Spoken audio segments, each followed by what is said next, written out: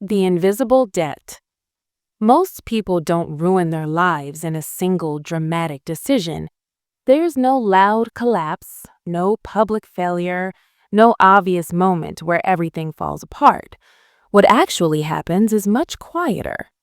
It begins with small choices that feel harmless: a delay here, an excuse there, a promise postponed, and over time, without realizing it, people begin accumulating something far more dangerous than failure itself: discipline debt.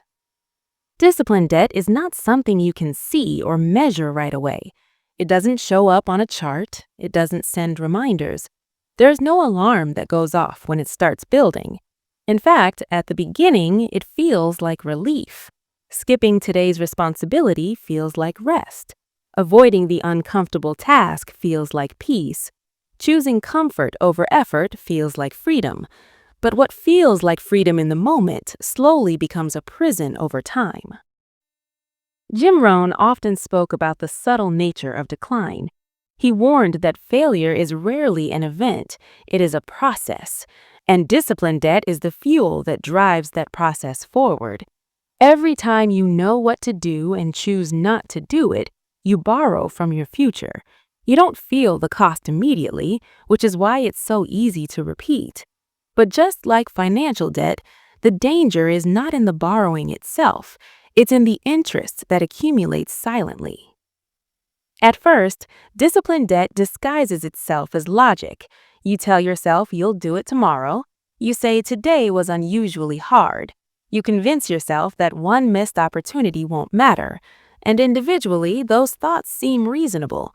One day truly doesn't destroy a life, but it shapes a pattern. And patterns, repeated long enough, become character. Every unkept promise to yourself weakens something inside you, not motivation, but trust. You begin trusting your excuses more than your intentions. You start believing your reasons instead of your goals. Over time, this internal erosion changes how you see yourself. You don't consciously decide to aim lower, but your behavior does it for you. Jim Rohn said we must all suffer one of two pains: the pain of discipline or the pain of regret. Most people believe they are avoiding pain by choosing comfort. In reality, they are simply delaying it. Discipline demands effort now, but regret demands payment later and with interest. The tragedy is that when regret finally arrives, discipline is no longer enough to undo all the damage. It can rebuild, but it cannot restore lost time. What makes discipline debt so dangerous is how invisible it is in its early stages. Life still works. Bills get paid, days pass. From the outside, everything looks fine, but internally, something begins to feel off. You sense that you're capable of more, yet you feel strangely disconnected from that potential. You start feeling busy but unproductive, tired without being fulfilled.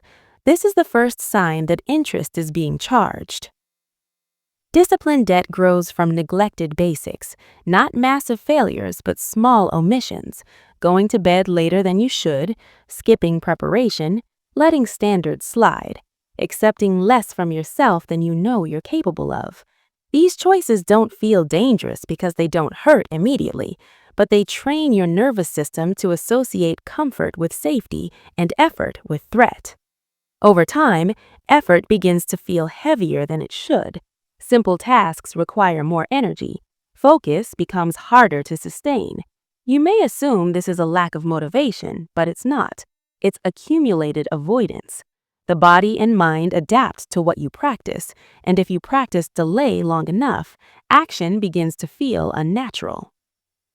Jim Rohn believed that success is a few simple disciplines practiced every day, while failure is a few errors in judgment repeated daily. Discipline debt is built through those repeated errors: saying yes when you should say no, saying later when you should say now, choosing ease over growth.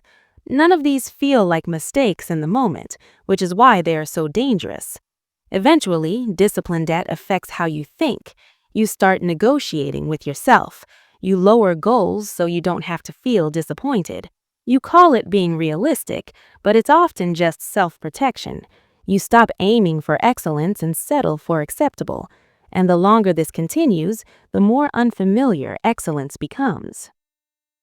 The most painful part is not external failure, but internal conflict. You know who you could be. You've seen glimpses of it in moments of discipline, moments where you showed up fully. But those moments feel rare now. And instead of confronting the gap, many people distract themselves. Entertainment replaces progress, noise replaces reflection, and the debt continues to grow. Discipline debt doesn't need a crisis to exist. It thrives in comfort. It grows fastest when life is good enough, when there's no urgent reason to change, when survival doesn't demand excellence. This is why so many people wake up years later confused about how they ended up so far from their original dreams. Jim Rohn warned that time is more valuable than money because money can be replaced, but time cannot. Discipline debt is essentially time misused. It is potential spent on comfort instead of growth, and once time passes, it cannot be recovered, only learned from. At this stage, denial is common. People blame circumstances, they blame lack of opportunity, they blame other people. But discipline debt is personal.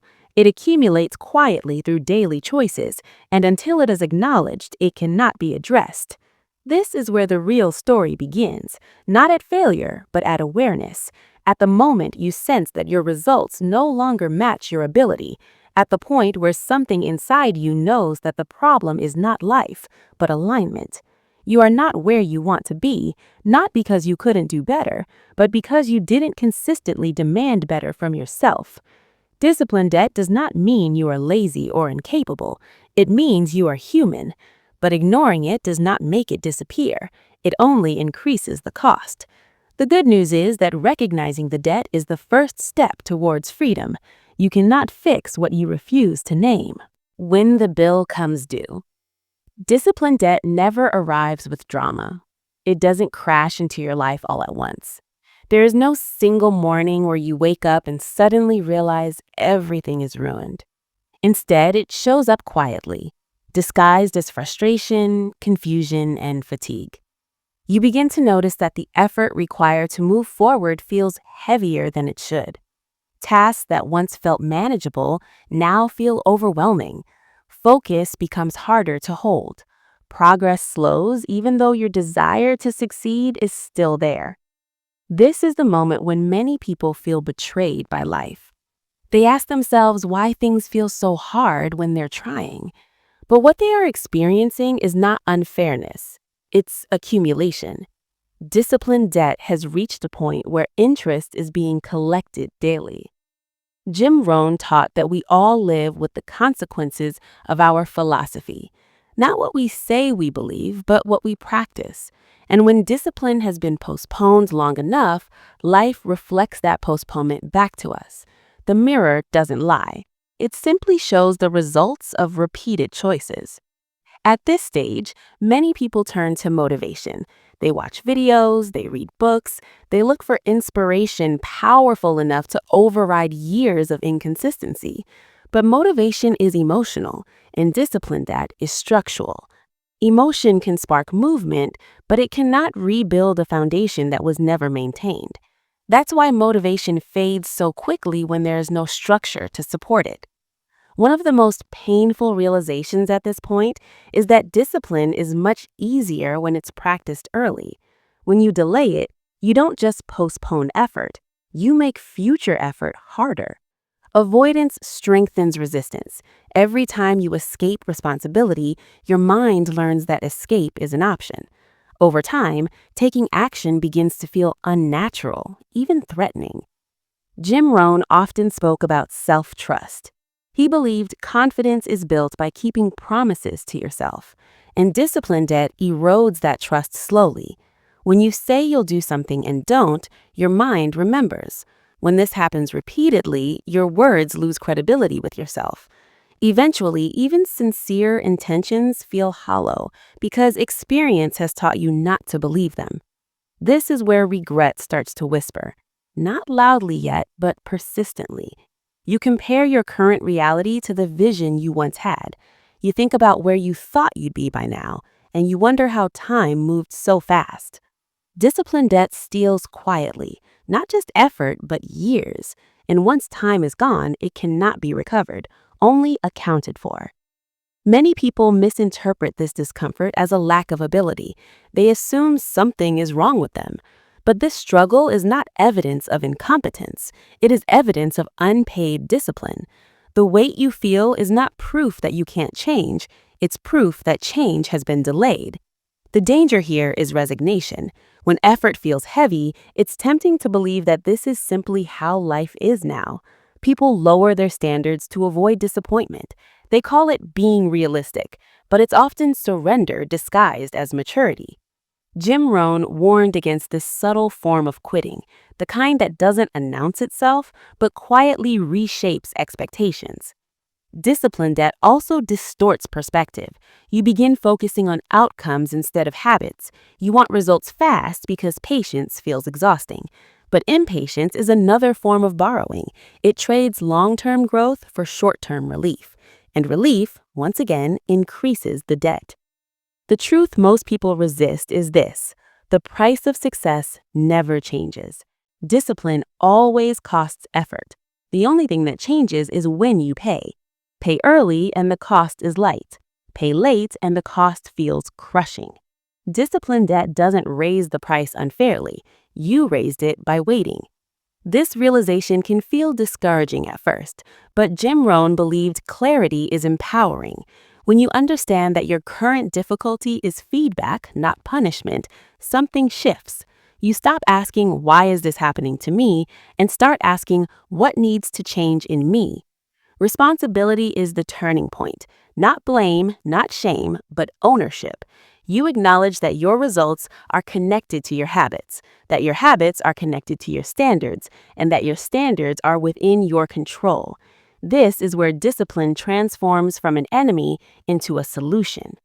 When responsibility is accepted, discipline stops feeling like self-punishment and starts feeling like self-respect. Structure becomes support. Routine becomes relief. Because when your actions are aligned with your values, your mind stops fighting itself. Jim Rohn said discipline weighs ounces, while regret weighs tons. In this phase of life, you can feel both. You can sense the weight of past neglect and the weight of present effort, and the choice becomes clear.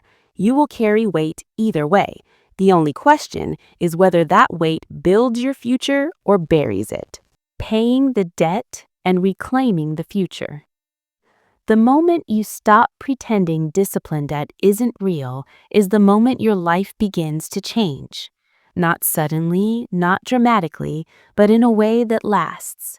Awareness alters behavior, and behavior, repeated daily, reshapes identity.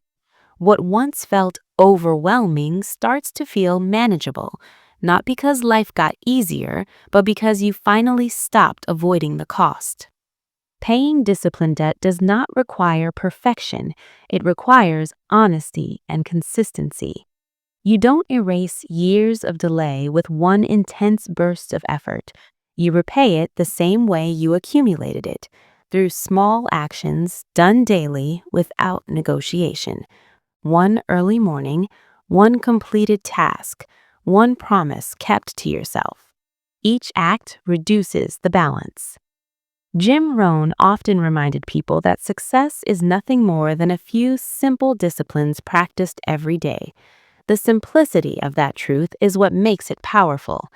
Discipline does not need to be heroic, it needs to be habitual. When you stop searching for shortcuts and commit to basics, progress quietly returns. At first, discipline feels uncomfortable because your nervous system has been trained for ease. Resistance is normal. It does not mean you're doing something wrong. It means you're rewiring patterns that were built over time. Each time you act despite resistance, you weaken the habit of avoidance and strengthen self-command. One of the most profound changes that occurs as discipline debt decreases is the return of self-trust. You begin believing your own words again. When you say you'll do something, you do it, and confidence grows, not from praise or motivation, but from evidence. You trust yourself because you have proof. As self-trust returns, energy increases, mental fog lifts. You begin experiencing momentum. Momentum is not excitement, it is alignment. It comes from doing what you said you would do long enough that effort no longer feels foreign. What once required force begins to feel natural. Discipline also reshapes how you experience time. Days stop slipping away unnoticed. You become intentional with your hours. Jim Rohn believed time should be invested, not spent. Discipline teaches you how to invest it wisely into skills, health, relationships, and character. And unlike comfort, these investments compound in your favor. The pain of discipline never completely disappears, but it becomes lighter, predictable, manageable, and most importantly, it gives back. Regret only takes. Discipline returns dividends in clarity, stability, and freedom. You begin to realize that discipline was never the enemy, avoidance was. As you continue paying the debt, something deeper shifts. Your identity changes. You stop seeing yourself as someone who tries and start seeing yourself as someone who follows through. That identity becomes a standard, and standards govern behavior even when motivation fades. Opportunities begin to feel different. You're no longer intimidated by responsibility because you've trained yourself to carry it. Pressure feels less threatening because you've built internal strength. Jim Rohn taught that we don't rise to the level of our goals, we fall to the level of our discipline. When discipline becomes solid, pressure loses its power. The story does not end with a finish line. It ends with a rhythm, a daily choice between comfort and growth, between borrowing from the future or investing in it. Discipline debt can always return if neglected, but so can discipline itself if chosen. You are not behind, you are not broken, you are not disqualified. You are simply at a point where awareness has arrived, and awareness gives you options. The past no longer controls the future once responsibility is accepted. Jim Rohn's message was never about motivation alone. It was about ownership, about understanding that life does not get better by chance, but by change. And change begins the moment you stop pretending discipline debt isn't real and start paying it with deliberate action. This is where the story truly ends, not with emotion, but with ownership, not with inspiration, but with decision. The decision to live by standards instead of excuses, the decision to carry the lighter pain of discipline instead of the heavier weight of regret. And once that decision is made, the future stops being something you fear and becomes something you earn.